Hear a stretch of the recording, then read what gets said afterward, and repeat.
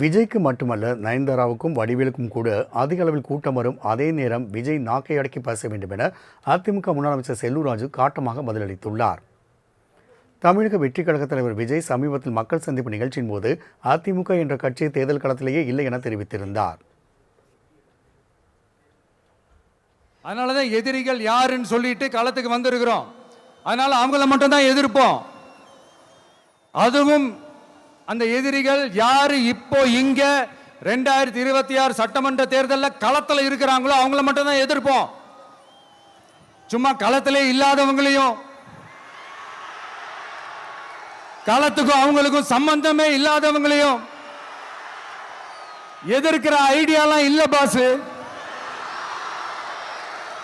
நீங்க கேட்கிறீங்கன்றதுக்காகலாம் எதிர்த்துட்டு இருக்க முடியாது பாஸ்.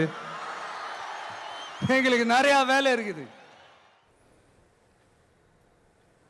விஜயின் இந்த பேச்சுக்கு அதிமுக முன்னாள் அமைச்சர் செல்லூர் ராஜு கண்டனம் விடுத்தார்.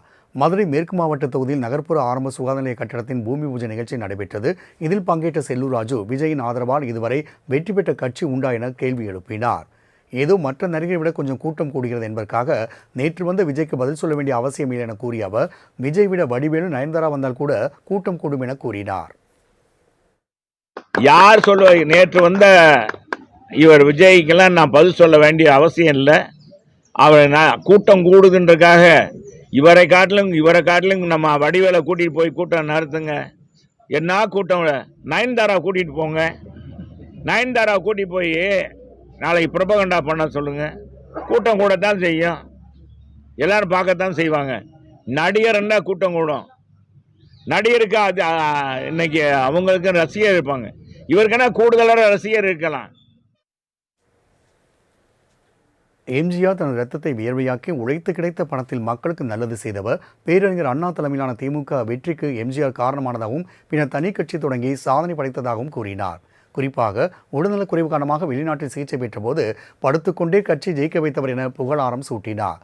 களத்தில் அதிமுக இல்லை என விஜய் சொல்வது முட்டாள்தனமாக இருப்பதாக கூறிய செல்லூர் ராஜு, இந்தியன் 2 ட்ரெய்லர் நன்றாகத்தான் இருந்தது, ஆனால் படம் எப்படி என உங்களுக்கே தெரியும் என தெரிவித்தார்.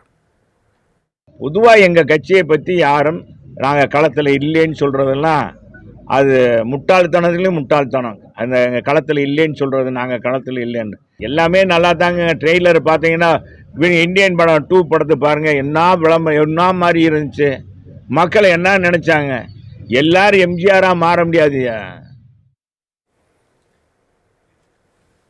எம்ஜிஆர் உட்பட எடுத்த எடுப்பிலேயே யாரும் ஆட்சிக்கு வரவில்லை, அதேபோல தான் விஜய்க்கும் என கூறிய அவர், தமிழ் சினிமாவில் இருந்து டி ராஜேந்தர், பாக்கியராஜ், கமல்ஹாசன் என எத்தனையோ பேர் அரசியலுக்கு வந்தார்கள், அவர்கள் போல விஜய் ஆகிவிடக் கூடாது என்றும் குறிப்பிட்டார். அதிமுக களத்தில் இல்லை என சொல்வதற்கு விஜய்க்கு எவ்வளவு தைரியம் இருக்கும் என கோபமடைந்த செல்லூர் ராஜு நாவை அடக்கி பேச வேண்டும் என்றும் எச்சரிக்கை விடுத்தார்.